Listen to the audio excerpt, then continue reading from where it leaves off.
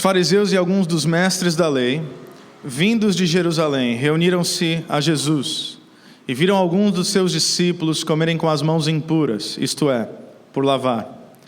Os fariseus e todos os judeus não comem sem lavar as mãos cerimonialmente, apegando-se assim à tradição dos líderes religiosos. Quando chegam da rua, não comem sem antes se lavarem, e observam muitas outras tradições, tais como lavar de copos, jarros e vasilhas de metal. Então os fariseus e os mestres da lei perguntaram a Jesus por que os seus discípulos não vivem de acordo com a tradição dos líderes religiosos, em vez de comerem o alimento com as mãos impuras. Ele respondeu: bem profetizou Isaías acerca de vocês, hipócritas, como está escrito: esse povo me honra com os lábios, mas o seu coração está longe de mim. Em vão me adoram, seus ensinamentos não passam de regras ensinadas por homens. Vocês negligenciam os mandamentos de Deus e se apegam às tradições dos homens.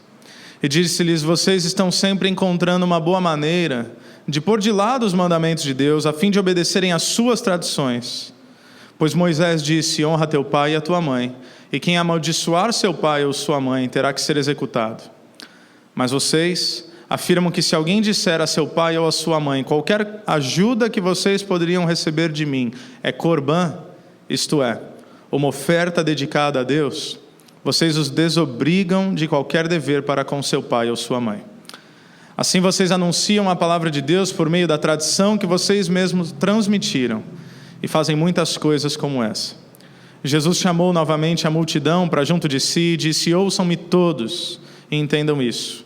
Não há nada fora do homem que nele entrando possa torná-lo impuro. Ao contrário, o que sai do homem é o que torna impuro. Se alguém tem ouvidos para ouvir, ouça. Depois de deixar a multidão e entrar em casa, os discípulos lhe pediram explicação da parábola. Será que vocês também não conseguem entender? Perguntou-lhes Jesus. Não percebem que nada que entra no homem pode torná-lo impuro?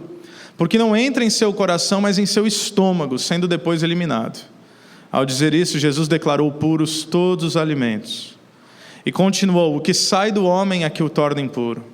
Pois do interior do homem, ou do coração dos homens, vêm os maus pensamentos, as imoralidades sexuais, os roubos, os homicídios, os adultérios, as cobiças, as maldades, o engano, a devassidão, a inveja, a calúnia, a arrogância e a insensatez. Todos esses males vêm de dentro e tornam o homem impuro. Senhor Deus, fale conosco essa noite, nós precisamos ouvir Tua voz. Cada um dos meus irmãos que chegam aqui, chegam de maneiras diferentes. Alguns chegam completamente encorajados por tudo que o Senhor tem feito na vida deles e por tudo que eles têm permitido experimentar no Evangelho. Outros chegam aqui certamente desmantelados. Outros chegam aqui cansados. Outros chegam aqui oprimidos. Chegam aqui, quem sabe, olhando para o final de ano como um alento de esperança para poder descansar e para poder, enfim, ter uma renovação de espírito no ano que se aproxima, mas nós sabemos que renovação de espírito verdadeira não está na possibilidade de mais um ano, não está na possibilidade de mais uma data, não está na possibilidade de um novo emprego, não está na possibilidade de qualquer outra situação externa, mas vida verdadeira é só em Ti. É só em Cristo Jesus, e é por isso que nós estamos aqui. Nós queremos ouvir as palavras de Deus, nós queremos ouvir a voz de Jesus falando e ministrando aos nossos corações de modo ímpar, de modo singular. Como Teus filhos, nós queremos ser consolados, exortados, desafiados pela voz do Pai.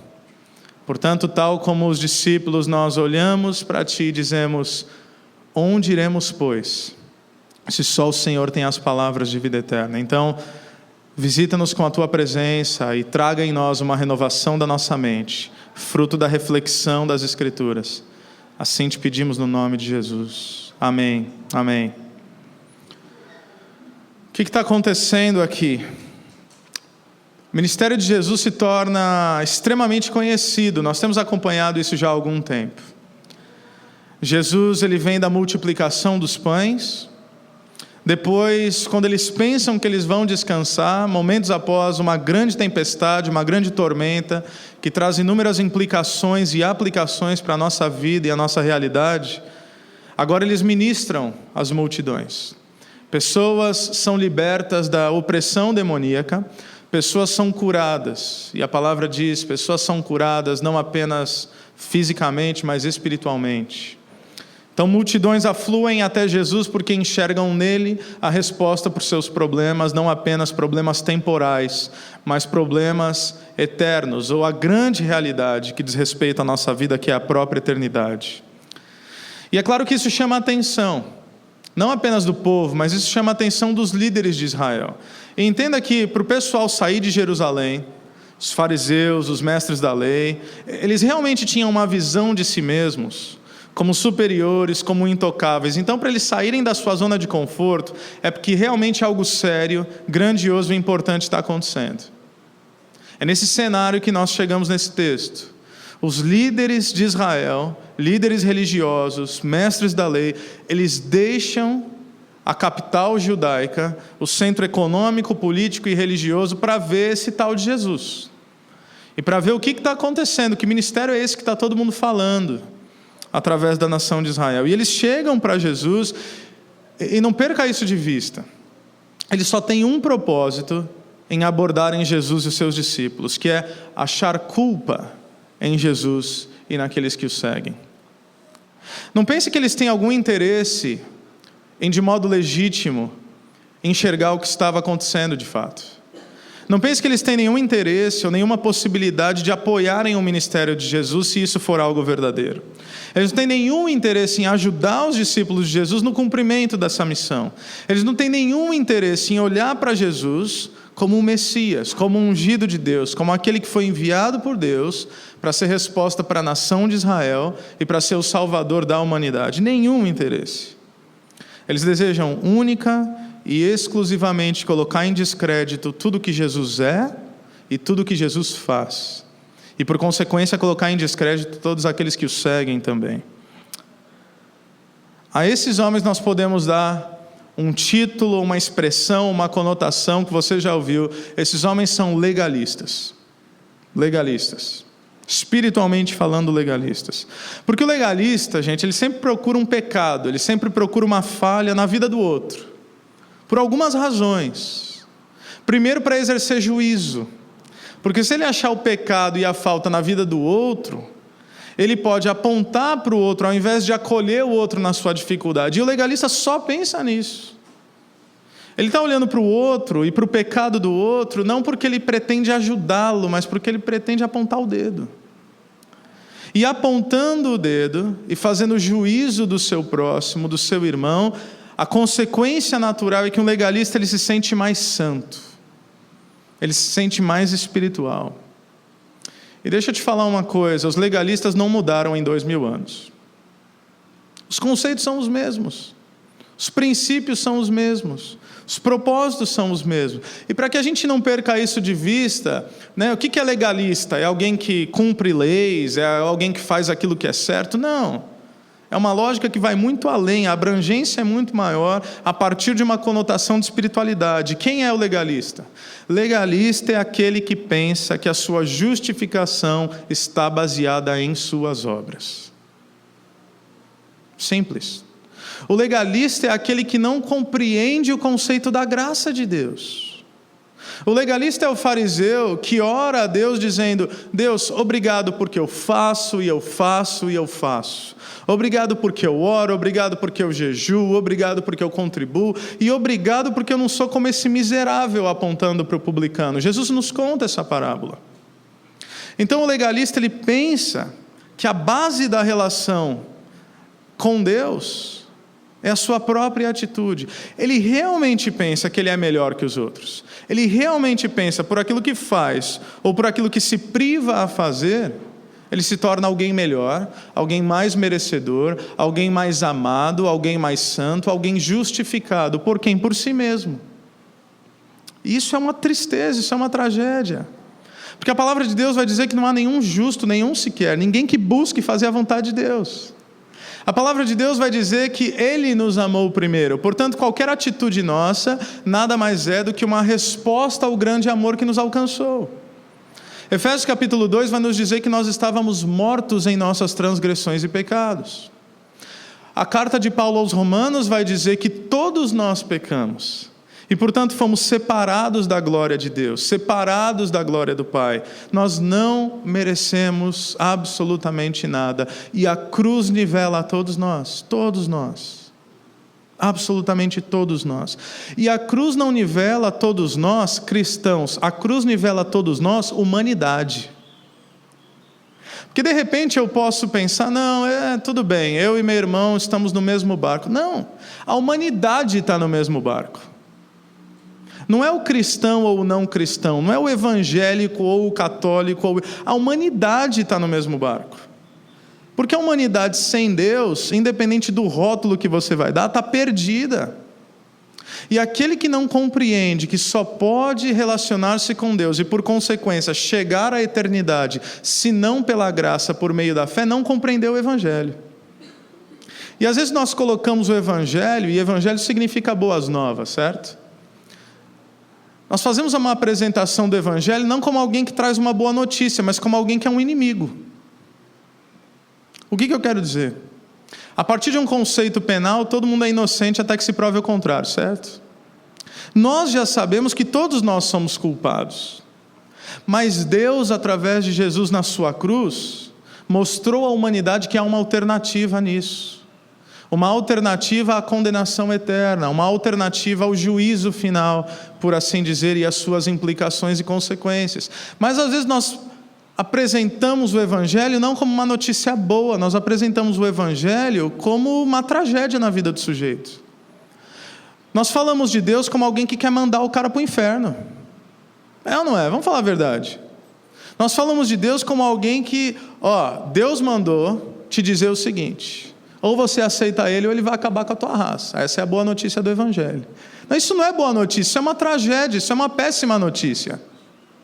A boa notícia do Evangelho é: você está morto, você é pecador, por você mesmo você não vai conseguir, você está indo para a condenação eterna, mas sabe qual é a boa notícia? Deus te ama tanto que Ele enviou o seu Filho para morrer no teu lugar. Isso é uma boa notícia. E se o cara falar eu não quero, aí ele vai ser tolo o suficiente, não para permitir que alguém mande ele para o inferno, mas para ele trazer condenação sobre si, dizendo: eu não quero Deus, eu quero viver por mim mesmo. Bom, então está por tua conta. Ele rejeitou o amor. Tem algumas coisas que os legalistas não compreendem. Eles realmente acham que tudo depende deles. A questão aqui, gente, é sobre uma purificação cerimonial. Se você voltar lá para o capítulo 30 do livro de Êxodo, você pode ler um pouco mais sobre isso. Purificação cerimonial para os sacerdotes, como eles deveriam se purificar para servir ali na casa de Deus, aquele negócio todo, na época ainda no tabernáculo. Mas aquilo que era um mandamento de Deus, que trazia uma ideia de consagração, porque sim, nós somos consagrados em Deus, certo? Não há dúvida quanto a isso. Mas aquilo que era um mandamento, prioritariamente para os sacerdotes, na mente religiosa judaica, gerou todo um sistema de ritos e regras. E gerou um peso. Então, para você ter uma ideia, eles passaram a viver, não por aquilo que a palavra de Deus dizia, mas por aquilo que os homens diziam que Deus disse. Não é muito diferente de hoje, não. Eu vou chegar lá. Eles chegaram a afirmar que transgredir a tradição oral era pecado mais grave do que transgredir a lei. O que era a tradição oral? Aquilo que os rabinos iam ensinando. Aquilo que ia se perpetuando através dos séculos. Desde Moisés, daquilo que Deus falou, e o que foi se interpretando desde então. Então, para eles, a purificação cerimonial virou um negócio tão doido que era equiparado a um assassinato. Se você não lavasse a mão, e não é uma questão de higiene tão somente, não se tornou mais assim. A purificação cerimonial do jeito que tinha que ser feito, se tornou uma obsessão tão grande, não apenas isso, mas várias outras coisas, que agora eles lançavam pesos, eles lançavam fardos, diante daqueles que simplesmente queriam servir, seguir e adorar a Deus. Eu não sei você já se sentiu assim? Você já se sentiu como se tudo que você quisesse dizer, de repente você já passou por outras experiências, por outros ambientes, quem sabe até opressores num aspecto religioso, e no teu coração você quer gritar, você quer falar assim: eu só quero servir a Deus, eu só quero seguir Jesus, eu não quero nada disso, eu não pedi nada disso. Você está tão preso num sistema que você só quer seguir a Jesus, e é quase como se aqueles que deveriam te ajudar a seguir a Jesus te atrapalhassem de seguir Jesus. Eu já me senti assim. Eu falo: mas como é que é isso? Eu estou vendo que o que você está falando não está aqui na palavra. Não, mas não há questionamento. Puro tradicionalismo, pura tradição religiosa. Talvez esses homens pensassem assim, eu tento imaginar quando eu leio a Bíblia, eu tento pensar nas entrelinhas. Talvez eles olhem para Jesus, e eles olham para os discípulos de Jesus e eles pensam: como assim viver para Deus sem um conjunto de regras e ritualismos? Talvez eles olhavam para Jesus e para os discípulos de Jesus e eles pensavam assim: se é tão simples, não pode ser de Deus. Eu acho que era isso que eles pensavam, porque é isso que a atitude deles mostrava. Não pode ser tão simples. Não pode ser tão simples ao ponto de uma criança entender. E aí, o que Jesus vai dizer? Olha o versículo 6. Ele respondeu: bem profetizou Isaías acerca de vocês, hipócritas. Como está escrito: esse povo me honra com os lábios, mas o seu coração está longe de mim. Então, é maravilhosa a sabedoria de Jesus, porque são os grandes poderosos de Israel. Eu quero que você entenda que não é qualquer um aqui. São os caras que mais manjam das Escrituras, são os caras que mais sabem das leis, são os caras que por onde eles passam, eles são venerados pela sua pretensa espiritualidade. Aqui é bambambam, amigo, não é um coitadinho, não. Aqui são os caras que eram respeitados como a elite espiritual da nação de Israel, que era o povo de Deus, chamado desde o Antigo Testamento. Vocês estão entendendo? Eles chegam para Jesus e perguntam: vem cá, nós temos uma pergunta para o senhor aí. Esses discípulos aí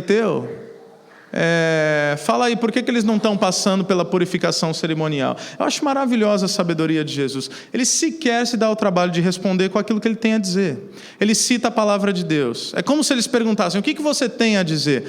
E ele falasse: não, o que eu tenho a dizer não, o que Isaías tem a dizer sobre vocês, o que a palavra de Deus tem a dizer sobre vocês. Sabe o que a palavra de Deus tem a dizer sobre vocês? Vocês são os hipócritas. Você não tem noção do que isso representa. Ninguém fala assim com esses caras. Ninguém fala assim com esses mestres e com esses líderes religiosos. Qual é a resposta de Jesus? A resposta de Jesus é simples: vocês estão vivendo na tradição. Deixa eu te mostrar o que a palavra de Deus diz, se é que vocês ainda lembram desse negócio. Ele confronta esses homens, não baseado num achismo. Ele confronta esses homens baseado naquilo que Deus tem a dizer. Hipócritas. Isso vem do grego hipokrites. Você sabe o que significa? Ator. Então, literalmente, o que Jesus está falando é: você quer saber o que eu tenho a dizer sobre vocês? O que eu tenho a dizer sobre vocês é que é uma palhaçada. A vida de vocês é um grande teatro, é isso que eu tenho a dizer sobre vocês. Você quer saber o que eu tenho a dizer sobre vocês? Vocês podem enganar o Israel inteiro, a mim vocês não enganam, porque vocês são atores espirituais. É isso que eu tenho a dizer para vocês. William Barclay, um teólogo, disse que hipócrita é o homem que esconde ou tenta esconder as suas intenções reais por trás de uma máscara de virtude simulada. Máscara de espiritualidade. Eles falavam como alguém que é da parte de Deus. Eles se vestiam como alguém que vem da parte de Deus. Eles jejuavam como alguém que vinha da parte de Deus. Tudo neles parecia correto. Só que Jesus enxergava os corações. E lembre-se que desde o Antigo Testamento Jesus já nos ensinou isso, que o homem olha a aparência. E é por isso que às vezes nós somos ludibriados, porque nós somos enganados por algumas aparências, mas Deus enxerga o quê? O coração. E Jesus sabe do que ele está falando. Ele começa a dizer: esse povo me honra com os lábios, citando o profeta Isaías, mas o seu coração está longe de mim. Que tristeza para esses homens que eram os líderes espirituais de uma nação ouvirem de Jesus o seguinte: vocês falam de mim a respeito de Deus. Jesus está falando a respeito de Deus, citando o profeta. Vocês falam de mim, mas não têm intimidade nenhuma comigo. Depois ele fala: em vão me adoram.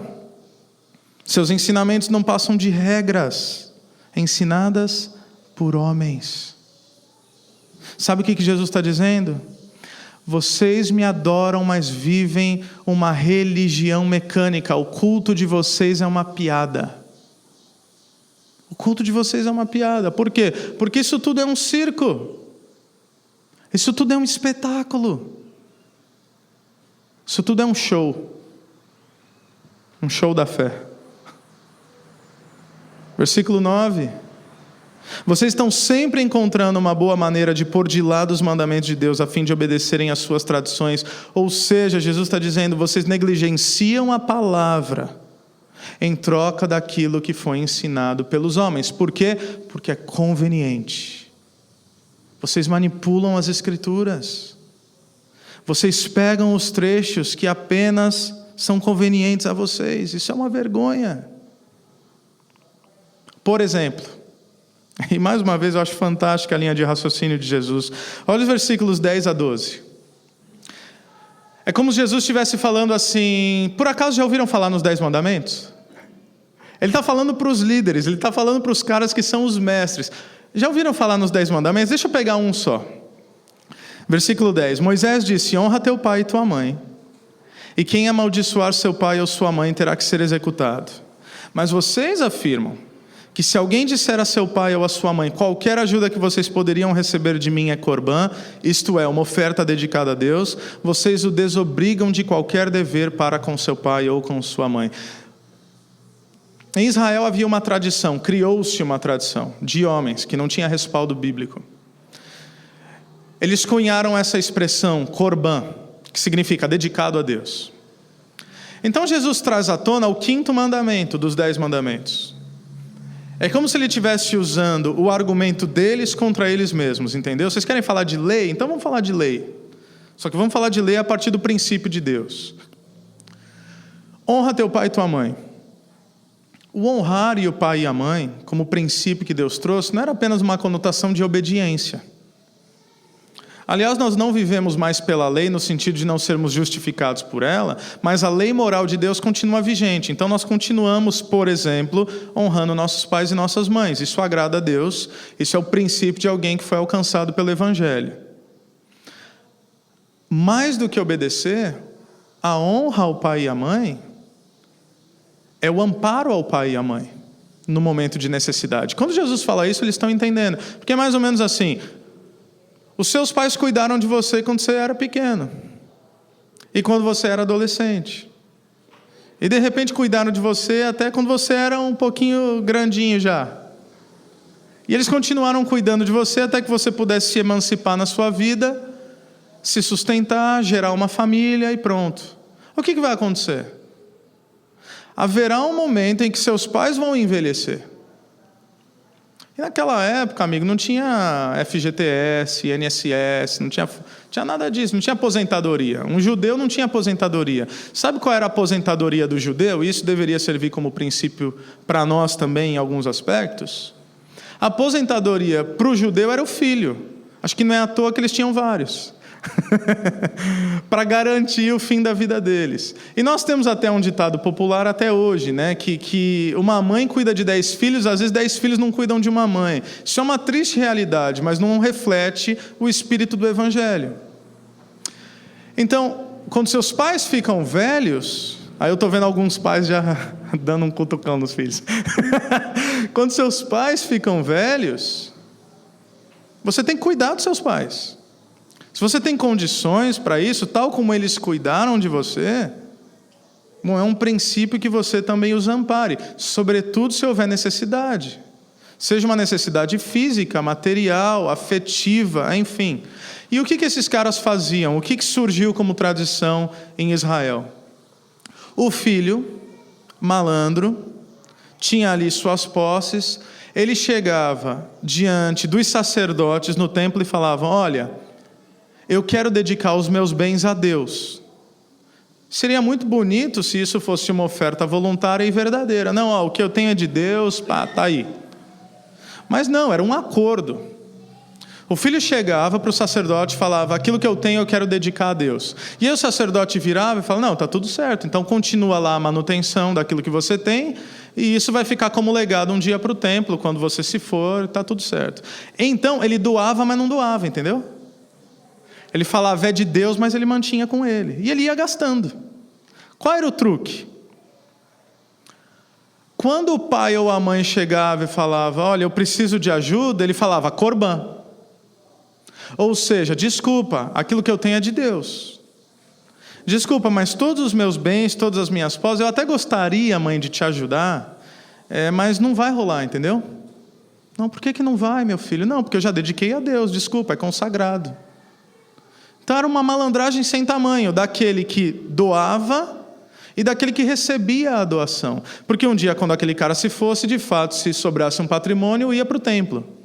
Então Jesus, ele olha e fala: como assim vocês estão falando que vivem de modo criterioso, quando na verdade vocês estão colocando as suas tradições humanas perversas acima dos princípios da palavra de Deus? Como assim? E aí Jesus, ele diz no versículo 13: e assim vocês anulam a palavra de Deus por meio da tradição que vocês mesmos transmitiram, e fazem muitas coisas como essa. Então toda a discussão desse texto, meus irmãos, gira em torno de tradição versus palavra de Deus. Se você observar comigo, a expressão tradição aparece no versículo 3, no versículo 5, no versículo 9 e no versículo 12. Jesus fala: vocês se apegam às suas tradições, vocês obedecem às suas tradições, e no versículo 12 ele vai dizer: vocês transmitem as suas tradições. Não apenas vocês se apegam, se agarram, não apenas vocês obedecem àquilo que vocês mesmos criaram, mas vocês estão disseminando esse negócio. Não apenas vocês vivem no erro, mas vocês estão ensinando outras pessoas a viver também no erro. Enquanto o contraponto está nos versículos 6, 8, 9 e 13, quando ele fala da palavra de Deus. Então, por 4 vezes ele cita as tradições deles, e por 4 vezes ele cita a palavra de Deus como resposta a isso. E quando Jesus diz: assim vocês anulam a palavra de Deus, o que Jesus está dizendo é: vocês estão rasgando a Bíblia, pessoal. Vocês estão rasgando a Bíblia. E o que isso tem a ver conosco? Tem tudo a ver com a gente. Eu não sei qual é a tua experiência de caminhada com Deus. E de modo algum nós estamos aqui para julgar qualquer experiência com Deus. Ou qualquer experiência, inclusive, em outros ambientes de caminhada. Mas o que Jesus está falando aqui é muito importante, é fundamental. Embora seja simples. O que Jesus está falando é que a palavra de Deus, meus irmãos, ela é e ela deve ser a nossa única regra de vida. A palavra de Deus é o nosso referencial de caminhada. A palavra de Deus é a nossa lâmpada que ilumina os nossos pés. Ela ilumina os nossos caminhos em meio à escuridão. E às vezes o ambiente religioso é a própria escuridão. É a própria escuridão.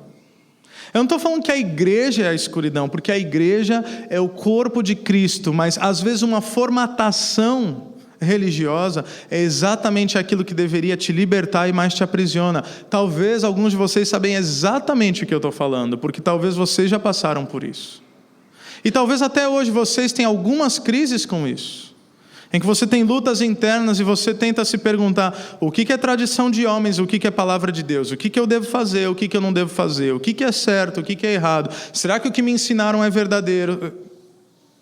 Eu ando com vocês, eu conheço vocês, alguns de vocês têm lutas enormes, crises de pessoas legítimas que só querem seguir Jesus Cristo, e o que Jesus está fazendo aqui é exatamente nos trazer essa possibilidade.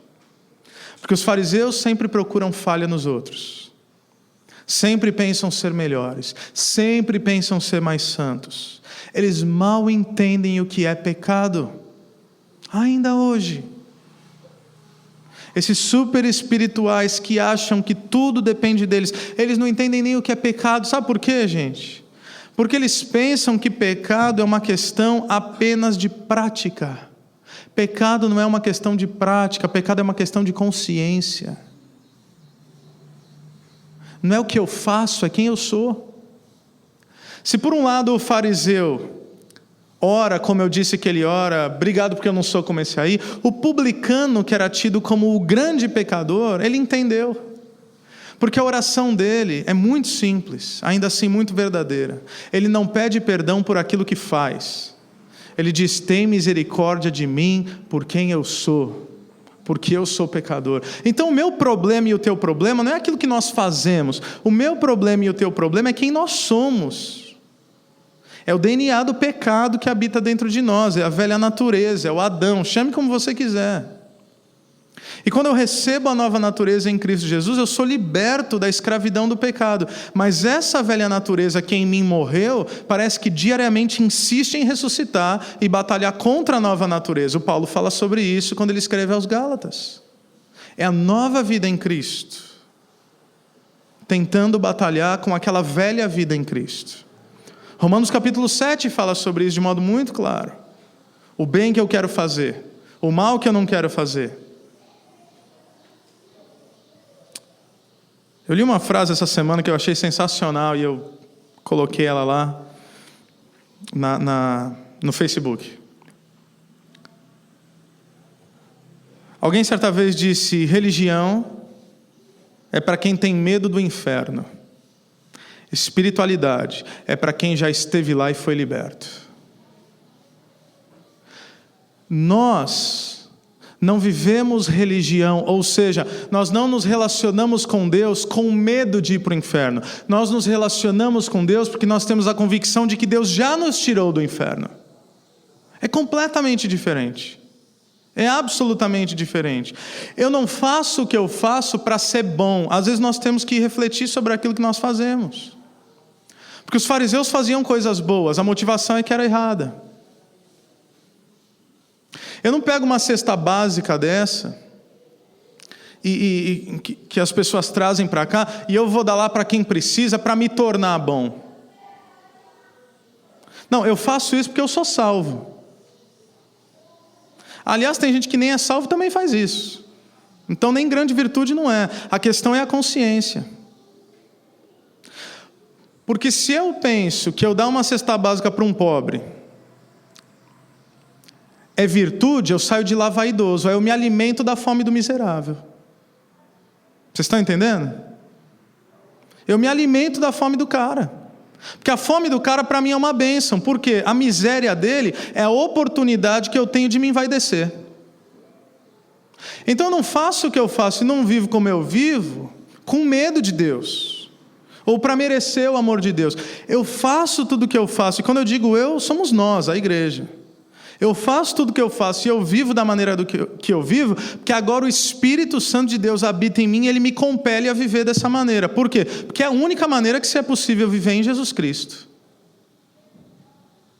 Não é que eu vou ficar bom, é que a bondade de Deus habita em mim. Antes de Jesus Cristo não havia nada bom em mim mesmo, então eu não podia fazer nada de bom. Mesmo quando eu fazia algo de bom, era perverso, porque era maculado pelo meu egoísmo, pela minha vaidade, pela minha motivação equivocada. Agora, por que eu amo o próximo? Porque Deus mandou? Não, porque eu sei o que é ser amado. Eu só consigo amar porque Deus me amou. Agora, eu amo não como um exercício de obrigação, mas como fruto da minha natureza. É isso que o religioso não entende, porque o religioso pensa, o que eu preciso fazer? Não é o que eu preciso fazer, você tem que se descobrir quem você é. É uma questão de essência. Que triste viver com medo do inferno. Eu não vivo com medo do inferno, eu vivo porque o céu me alcançou. Porque Deus enxergou em mim, eu um miserável que não merecia absolutamente nada, Deus massacrou seu filho na cruz por mim. O que eu vou fazer depois disso? Eu entendi esse negócio. Eu entendi que agora nada do que eu fizer vai se equiparar ao que Deus fez por mim. Nada do que eu fizer vai me fazer me sentir melhor, ou eu vou ser melhor, eu vou ser mais abençoado ou mais amado. Por quê? Porque Jesus sangrou na cruz do Calvário tudo que ele podia sangrar para dizer que me ama. E eu não merecia.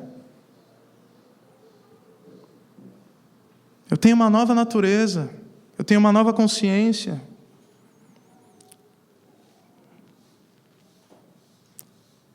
E aí Jesus chama a multidão, versículo 14. Ele chama a multidão, até aqui ele está falando com os líderes, com os fariseus. Essa palavra dura é para os fariseus, é para os religiosos. E aí Jesus chama a multidão para junto de si. É quase como se agora ele ignorasse, sabe o que? Já perdi tempo com vocês. Vocês não querem saber de nada. Deixa eu falar com quem interessa. Ele se junta à multidão, chama a multidão para junto de si e fala: ouçam-me todos e entendam isso. E isso eu falo também para vocês. Se você esquecer todo o resto dessa mensagem, ouça as palavras de Jesus e entendam isso. Não há nada fora do homem que nele entrando possa torná-lo impuro. Ao contrário, o que sai do homem é o que o torna impuro. Se alguém tem ouvidos para ouvir, ouça. Jesus está falando, vocês precisam entender isso, pelo amor de Deus. Vocês precisam compreender que não é o ambiente que o torna impuro. Vocês precisam compreender que é uma questão de essência. Senão vocês vão viver como alienados, não tendo a virtude que é a reflexão do Evangelho. O que Jesus está falando para nós, meus irmãos? Para essa multidão e para nós? Eu quero libertar vocês. Libertar do quê? Dessa religião que botou Deus numa caixa. Eu quero libertar vocês desse pensamento de que você precisa fazer para alcançar. Eu quero que vocês entendam que agora tudo que vocês fizerem é apenas fruto de já terem sido alcançados. Isso é a graça de Deus. Mas não lavaram as mãos antes. Mas como é que fica isso? E é interessante. É interessante porque Jesus ele quer nos libertar de tudo isso também. Eu tenho toda a convicção. Porque a tradição religiosa aqui, ela é tão forte que até os discípulos encontram dificuldades com a fala de Jesus. Porque depois de deixar a multidão, versículo 17, e entrar em casa, os discípulos chegam até Jesus e pedem uma explicação da parábola. Ou seja, Jesus está falando, pessoal, para com essa crise aí, de achar que Deus vai olhar para vocês diferente, se vocês lavam a mão, não lavam a mão, pelo amor de Deus. Para nós é simples isso, não é? De verdade. Parece até que é uma coisa, não, por que a gente está gastando tanto tempo nisso? É simples se nós olharmos como realidade objetiva. Mas se nós olharmos o que isso representa, pode ser que isso gere implicações ainda em vários de nós, porque nós, como discípulos de Jesus Cristo, talvez chegaríamos e teríamos dificuldade com o que Jesus falou, porque o passado deles era judaico, a vida inteira eles passaram pela purificação cerimonial, porque Deus mandou? Não, porque o homem mandou a partir do seu sistema e da sua tradição. E esse é um momento que, quem sabe, aquele que viveu oprimido por conceitos de tradições humanas, é uma coisa que é dolorosa, é uma coisa que é difícil, é uma coisa que dá, gera uma crise na nossa mentalidade. Mas é uma coisa que todos nós temos que passar. E eu oro para que todos passemos como libertos em Jesus Cristo. Sabe o que é? É você se deparar com a verdade da palavra de Deus e fazer a seguinte pergunta: quer dizer que tudo que eu aprendi estava errado? Já se fez essa pergunta? Uma vez eu estava na casa de um irmão, depois da gente estudar a palavra de Deus por uns 2 meses, semanalmente, ele virou para mim e falou o seguinte: Diego, 51 anos da minha vida, eu achei que eu conhecia a Deus. Nesses poucos meses, eu conheci mais a Deus de verdade a partir da sua palavra do que tudo que tinham me dito sobre Deus nos outros 51 anos. Você tem noção do que isso significa como declaração na vida de alguém? Quer dizer que tudo o que eu aprendi estava errado? Quer dizer que não depende de mim? Quer dizer que todos aqueles rituais que me ensinaram não possuem significado algum para Deus? A resposta pode ser talvez. Não, alguma coisa aí foi boa. Várias coisas que você aprendeu, não. Tenta aí pegar, tá tudo certo. Retém o que é bom. Mas às vezes a gente tem que desconstruir tudo mesmo. Porque se a nossa relação com Deus está baseada em tradições geradas por homens, e não por aquilo que a palavra de Deus nos trouxe, está tudo errado. E aí nós vivemos umas crises tão bestas, por causa de tradicionalismo. Porque nós achamos que aquele que vem da parte de Deus, aquele que é cristão, ele tem que falar de um jeito, não é? Ele tem que orar com um certo tom de voz, e com palavra difícil, e com oração invertida, certo? Num português mais arcaico que o meu bisavô. Ó Deus, soberano diante de todas as coisas. Pelo amor de Deus, você quer orar assim? Glória a Deus, está tudo certo. Mas não pense que orar para Deus é isso. Tem que se vestir de determinada maneira.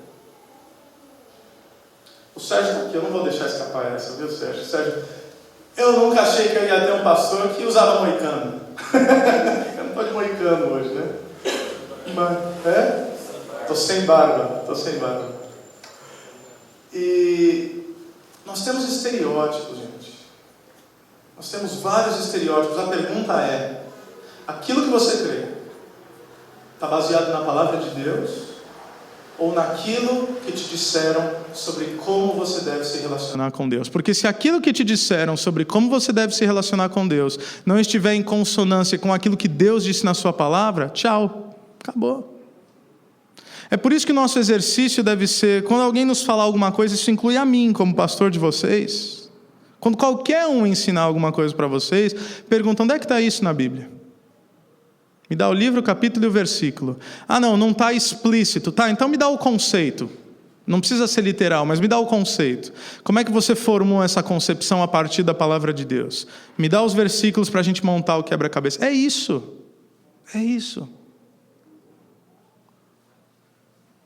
Seja em qualquer sistema, seja em qualquer expressão, pergunte-se hoje, essa noite, de verdade, se aquilo que você vive e algumas práticas que você realiza, se pergunte se isso tem respaldo pleno na palavra de Deus, ou você simplesmente aprendeu a fazer e só faz sem questionar e não sabe nem porquê. Deixa eu te falar uma coisa, Jesus quer nos libertar. Conhecereis a verdade e a verdade vos libertará. É isso. O que Jesus está dizendo aqui, o que Jesus está nos convidando é: voltemos para a Bíblia. Voltemos para a Bíblia. É triste, nos nossos púlpitos nós temos que falar isso. Temos que enfatizar algo tão simples, que é o quê? Que um cristão deve viver pela Bíblia. Não é pelas suas experiências, não é por testemunho do irmão A ou do irmão B, não é pela Bíblia. É pela palavra de Deus. É somente pela palavra de Deus. Você quer ter segurança verdadeira? Porque esse é o lance das tradições. As tradições nos geram uma ilusão de segurança. Quando você cumpre uma tradição, você se sente seguro, ou seja, não, isso já está sendo feito há tanto tempo, e tantas pessoas têm cumprido isso, bom, eles não podem estar errados, então eu vou entrar nessa também. Nem toda tradição é ruim. Nós temos tradições de vida, nós temos tradições na nossa caminhada, nós temos tradições na nossa família. Nem toda tradução é ruim. Mas quando isso alcança um patamar que se sobrepõe à realidade que Jesus quer que vivamos, isso pode se tornar algo danoso nas nossas vidas. Então o que nós temos que fazer? Nós queremos ter um senso de segurança? Muito bem. Não é que Jesus vai nos tirar das tradições e nos deixar a nossa própria sorte. Não. Pare de viver por aquilo que homens criaram. E você quer segurança verdadeira e segurança eterna? Viva pela palavra de Deus. Não é trocar algo por nada. Não é viver, portanto, uma libertinagem. É troque uma ilusão criada por homem por uma verdade trazida pelo próprio Deus.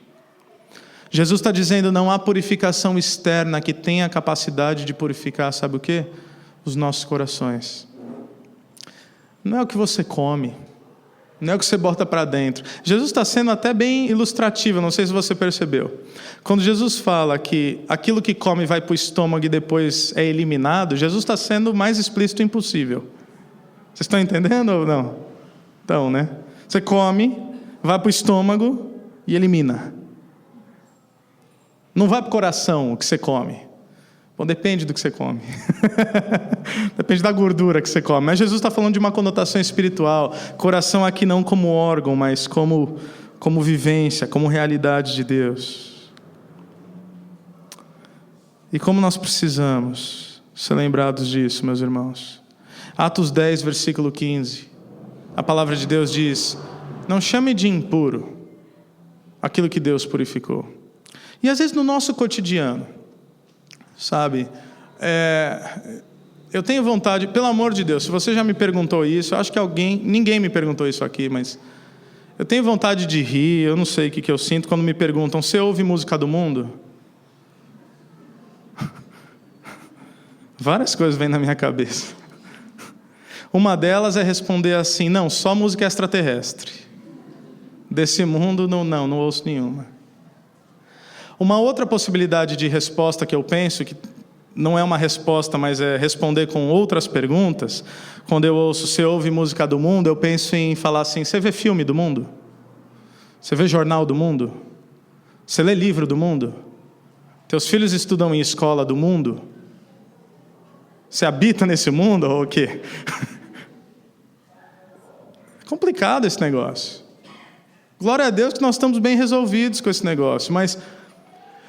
E eu já conheci irmãos que ouvir certas coisas, ver certas coisas, ele entende que não o edifica, que remete a um passado. Glória a Deus, está tudo certo, meu irmão. Se alguma atitude vai te fazer tropeçar, não faça. Pelo amor de Deus, não faça. Só não pense que a tua vivência e a tua espiritualidade é a mesma de todo mundo. Você não quer escutar música do mundo, ver filme do mundo, ler jornal do mundo, estudar em escola do mundo, tudo bem, mas os outros vão. Se é que isso fosse possível, né? Os outros vão. E está tudo certo. Viva a tua realidade com Deus, fruto da tua consciência. Porque o que Jesus quer está lá em Mateus 11, versículos 28 a 30. Venham a mim, todos que estão cansados e sobrecarregados, e eu lhes darei descanso. Tomem sobre vocês o meu jugo e aprendam de mim, pois sou manso e humilde de coração. E vocês encontrarão descanso para as suas almas, pois o meu jugo é suave e o meu fardo é leve. Eu amo a versão A Mensagem, e eu deveria ter anotado, porque eu não vou lembrar de cabeça, mas na versão A Mensagem, esse texto, ele diz alguma coisa como, aprendam os ritmos livres da graça. Abandonem todo esse fardo que não vem da parte de Deus. Aprendam os ritmos livres da graça. Jesus está dizendo, há uma forma de interpretar as Escrituras. Como qualquer mestre da lei interpreta, eu também interpreto. Mas a minha interpretação, Jesus está dizendo, é o princípio daquilo que Deus deseja ensinar a vocês. Então aprendam de mim. Aprendam de mim. Porque vai ser leve. Não quer dizer que vai ser fácil. E nós sabemos que nem sempre é fácil. Mas vai ser leve. E vai ser verdadeiro. E você sabe que você vai estar seguro. Não pense que é o ambiente que pode te tornar impuro. Não pense que o mundo é mau no sentido das pessoas serem más. O mundo jaz do maligno, é verdade, mas Deus amou o mundo de tal maneira. Esse sistema do mundo, ele é maligno, mas o mundo como pessoas, como humanidade, eles precisam de nós. E por que eles precisam de nós? Porque eles precisam ouvir de nós que Deus os ama, porque se nós não falarmos para eles, talvez eles nunca saberão. Então como é que nós vamos nos isolar do mundo? Nós temos que estar no mundo. A oração de Jesus é exatamente essa: não peço que os livre do mundo, mas que os livre do mal. A proteção de Deus não está em nos tirar da aflição, mas em nos sustentar na aflição. A proteção de Deus não está em nos blindar de quem pode nos fazer mal. A proteção de Deus está em estar ao nosso lado e nos sustentando pela sua graça, mesmo diante da maldade e do maligno, para que nós, em meio à escuridão, possamos brilhar como luz da eternidade. Esse é o desejo de Deus para nós. E a minha oração é que sejamos libertos todos os dias, talvez pequenas rupturas, pequenas transições, pequenas libertações, libertos de uma vez por todas na cruz do Calvário, na pessoa de Jesus o Cristo, mas de novo trazendo à nossa mente aquela fala de Paulo aos Romanos, a renovação das nossas mentes, algo contínuo, algo diário, algo que só pode ser vivenciado pelo Espírito Santo de Deus. Para quê? Para que só então, tendo uma mente renovada, nós possamos experimentar a boa, perfeita e agradável vontade de Deus. Para que aí nós entendamos que sim, há uma maneira de viver. Sim, há uma forma de se comportar, se assim você quiser chamar. Sim, há práticas condizentes com a fé cristã, mas tudo como consequência. Como consequência do quê? Do Deus que habita em nós. Aí eu posso praticar boas obras. Aí eu amo o meu irmão e eu demonstro com atitudes. Como? Porque eu sou bom? Porque isso é fruto da minha busca? Não, porque o Espírito Santo de Deus que habita em mim tem gerado em mim uma transformação de dentro para fora, coisa que eu jamais conseguiria fazer. Não viva frustrado com aquilo que você ainda não alcançou. De verdade. Não viva frustrado com algumas falhas que você ainda tem que avançar.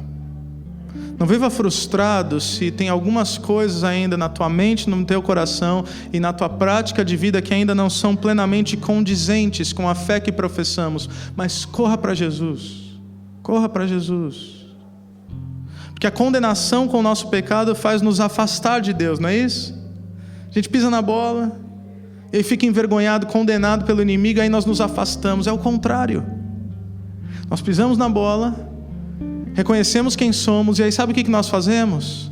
Corremos para Deus, porque Ele é a única resposta verdadeira para a transformação das nossas vidas. Corra para Jesus, o autor e o consumador da nossa fé. Seja liberto por Ele todos os dias. Essa é a vontade de Deus Pai, em Cristo, através do Espírito. Amém?